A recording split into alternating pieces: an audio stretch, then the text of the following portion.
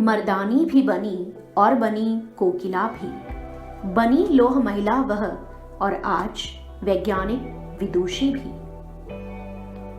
कहीं अबला और कहीं देवी के नामों से उसे पुकारा गया। कभी उसे पूजा की वस्तु बना दिया गया और कभी उसे एक भोग्या और चल संपत्ति बना दिया गया। नारी ही है जो व्यक्ति को जन्म देकर उसे अपने पांव पर खड़ा करती है और राष्ट्र निर्माण का महत्वपूर्ण कार्य करती है। अपनी स्नेहमयी छाया से अभिभूत किए रहना भी तो राष्ट्र निर्माण का ही कार्य है। पत्नी के रूप में वह समाज को पितृऋण से मुक्त करती है, घर गृहस्थी की देखभाल करती है और आज तो पुरुष की तरह सक्षम होकर जीवन के हर क्षेत्र में अपनी प्रतिभा से, अपनी कार्यकुशलता से, अपनी योग्यता का परचम फहरा रही है। विश्व के हर कोने में नारी के सुदृढ़ पैरों की चाप सुनाई दे रही है। हर राष्ट्र के निर्माण में उस राष्ट्र की नारियों का योगदान भुलाया नहीं जा सकता। वास्तव में उनका योगदान नींव की ईंट का है, जिनके बिना देश की नींव हिल जाएगी।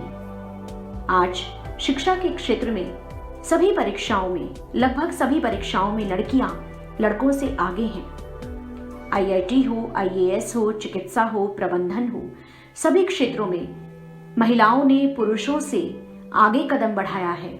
चाहे वह इंदिरा नूई हो, सुषमा स्वराज हो, निर्मला सीतारमण हो अथवा किरण बेदी हो, सभी क्षेत्रों में वे प्रगति का मानदंड बन चुकी हैं। शिक्षा, चिकित्सा, स्वास्थ्य, फैशन, वस्त्र परिधान,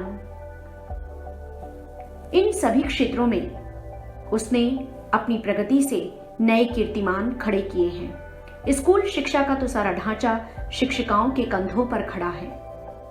यह नारी प्राकृतिक रूप में बहुत कोमल स्वभाव की है, लेकिन बहुत कर्मठ और सहनशील है।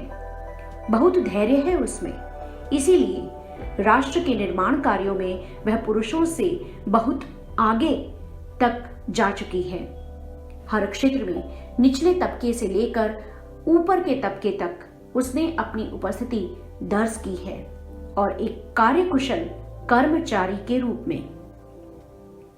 आज आवश्यकता इस बात की है कि स्त्री शिक्षा का अधिकाधिक विकास हो, उसकी क्षमताओं को विकसित किया जाए और ऐसा होने पर हमारा राष्ट्र विश्व के विकसित राष्ट्रों की श्रेणी में खड़ा हो सकेगा। महिलाएं राष्ट्र निर्माण में अथक प्रयास करते हुए लगी हुई हैं। वे पुरुषों से भी अधिक सहायक सिद्ध हो सकती हैं अगर देश की नीतियां, देश के कानून उनके पक्षधर हों।